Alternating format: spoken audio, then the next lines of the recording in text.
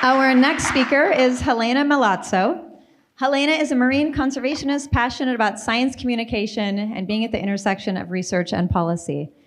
Before coming here, Helena co-founded Legacy, which is an educational platform for sharing ocean knowledge with broad audiences. She came in sort of knowing, I think, that marine mammals and marine mammal ecology was going to be her fate in terms of a capstone project, and really has had her eye on this project for most of the year. She did study manatees and impacts of gear and gear entanglement on manatees while she was here too. But again, just sort of a laser focus on marine mammals. And this is a person who knows where her interests are. Over the course of this year, she's discovered her passion for whale conservation with a special interest in ship strikes and how they are impacting whale populations off the California coast. So her presentation is called Slow the Fluke Down, Protecting Whales Off the California Coast Through a Year-Round Mandatory Vessel Speed Reduction. Welcome, Helena.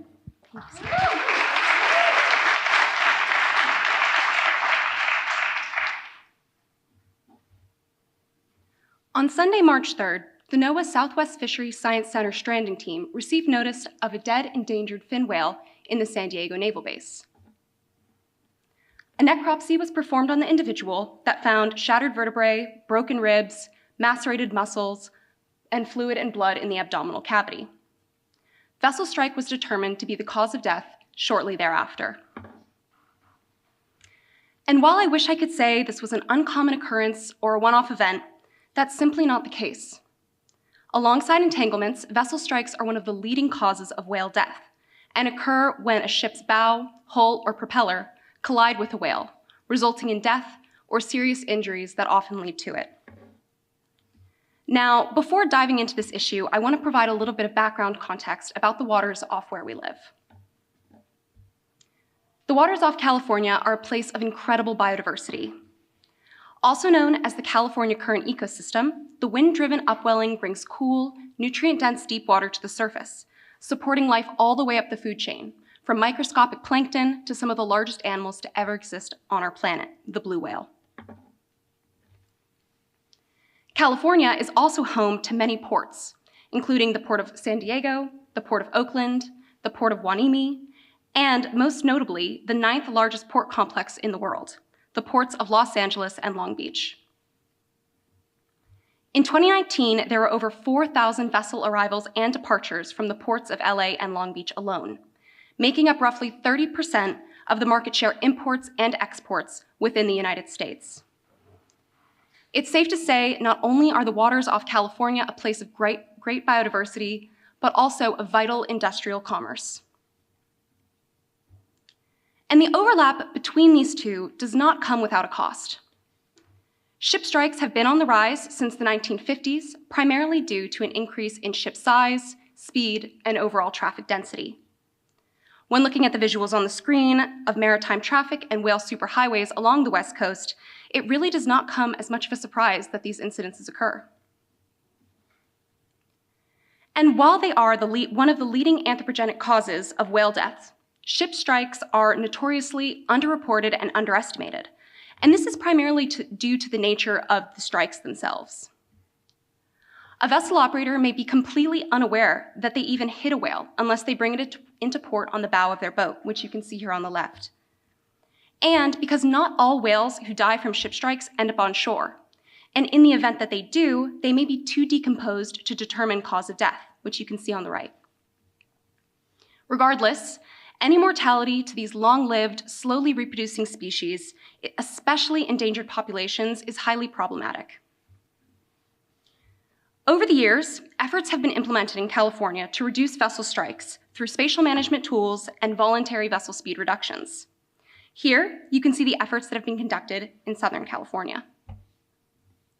To begin, NOAA petitioned the International Maritime Organization to modify some of the traffic separation schemes, which are also called shipping lanes, in California waters heading into ports. This is symbolized on the map using the blue lines. The goal of this was to keep vessels on a dedicated path in deeper water further offshore where there was less overlap between vessel traffic and important feeding areas for endangered fin, humpback, and blue whales. Next, NOAA requested an expansion to the Channel Islands areas to be avoided, symbolized in teal. Areas to be avoided, or ATBAs, are designated geographic zones that are deemed hazardous for navigation and should be avoided by all large vessels. This 1,786 square mile expansion to this ATBA was approved in 2023 to protect the same endangered whale species from vessel strikes.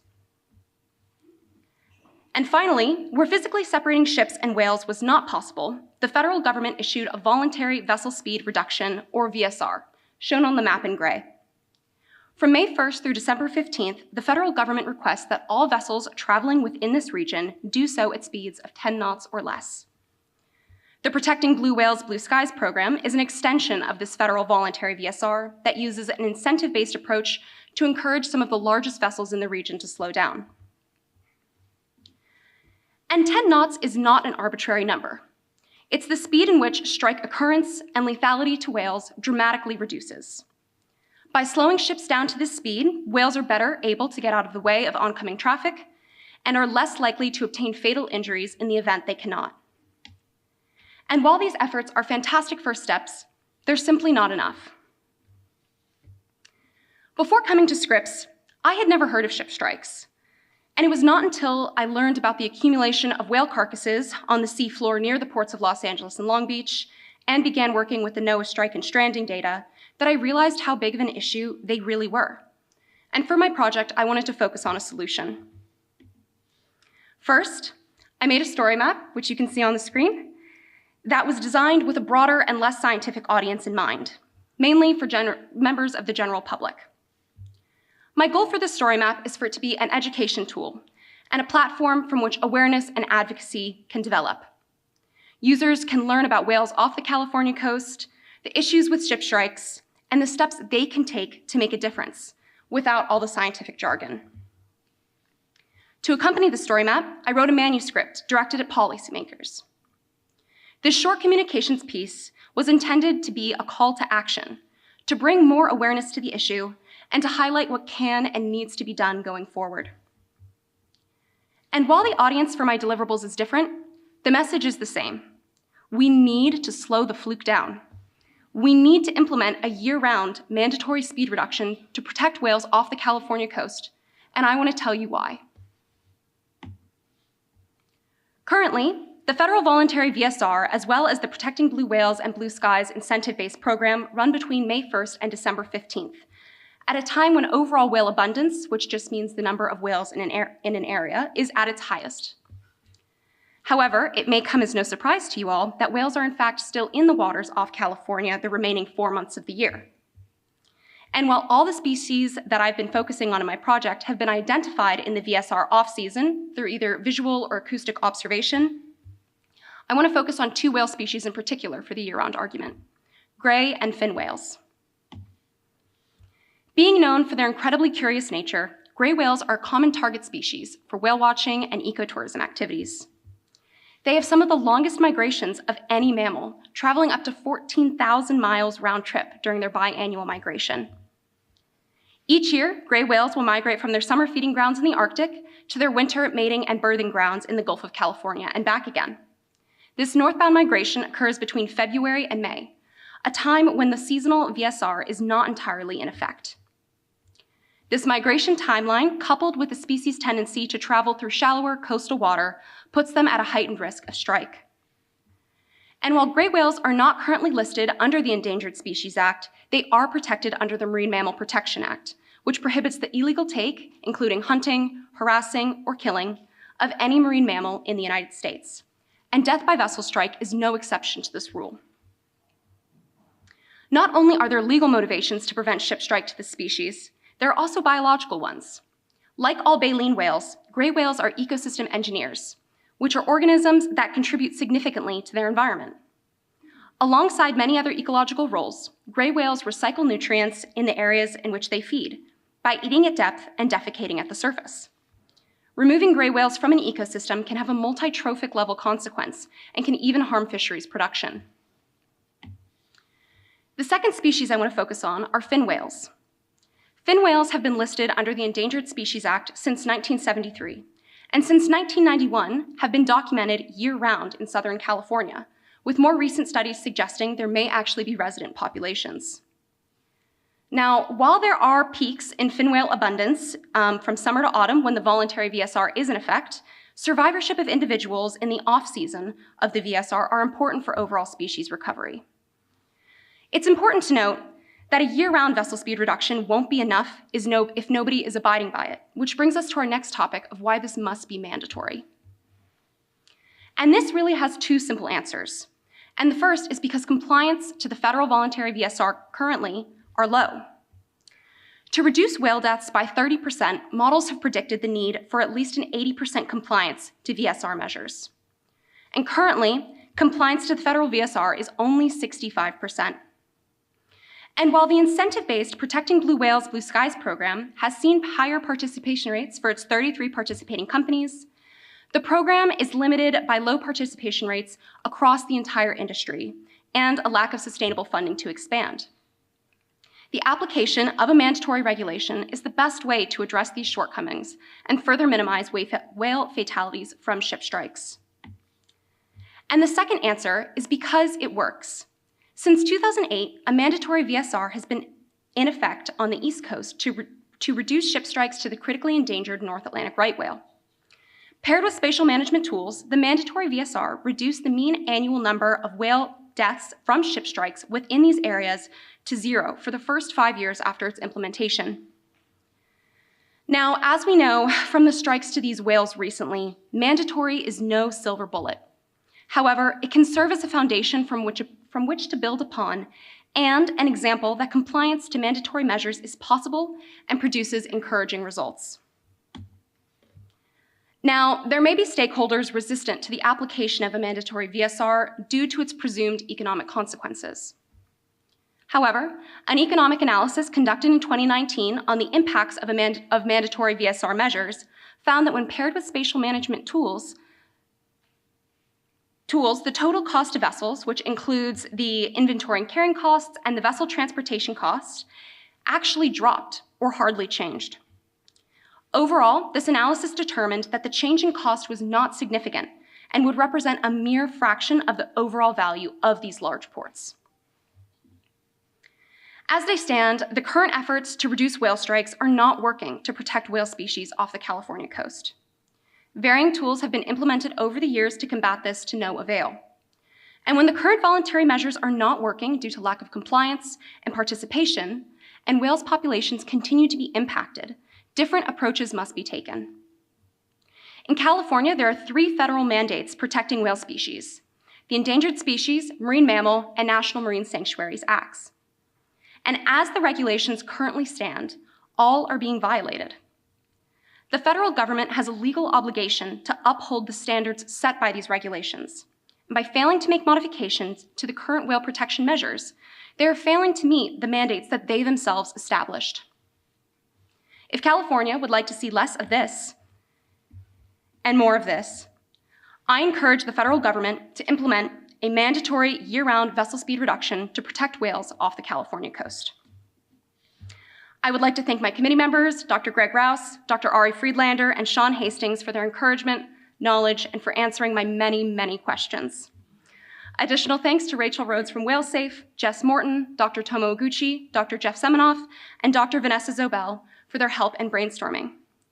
Thank you to my family and friends, and particularly my fiance, Scott Waller, for being my backbone throughout this year. And finally, thank you to the 2024 MAS MBC cohort for the fun and fulfilling year and unwavering support. If you would like to check out the Slow the Fluke Down story map, you can scan the QR code on the screen. Thank you so much, and I will take questions.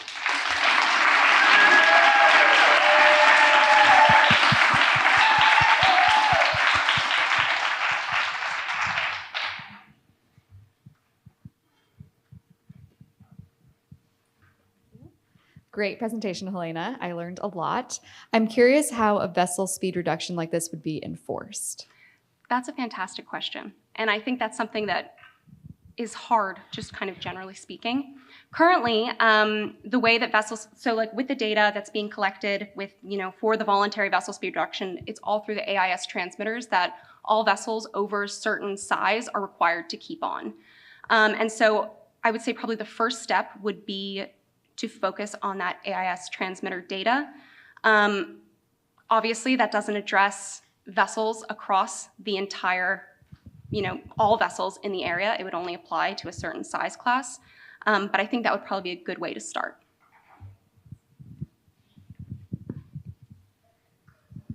In various areas of conservation, litigation has been used by NGOs to prompt better enforcement and public awareness and all of that.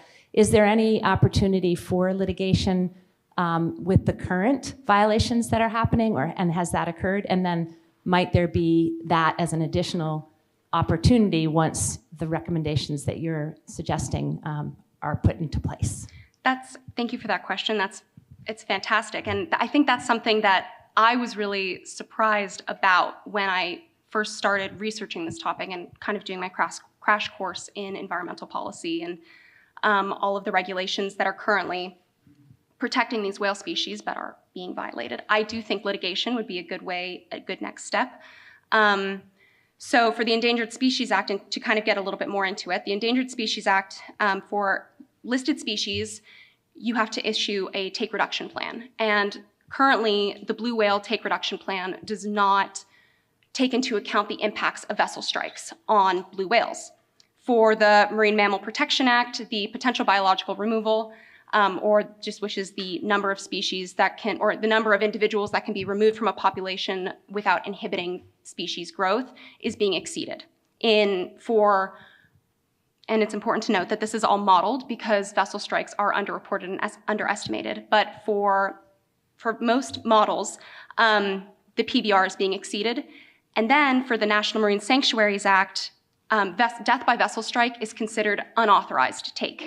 So I do think there is some potential there to take that route. Does that answer your question?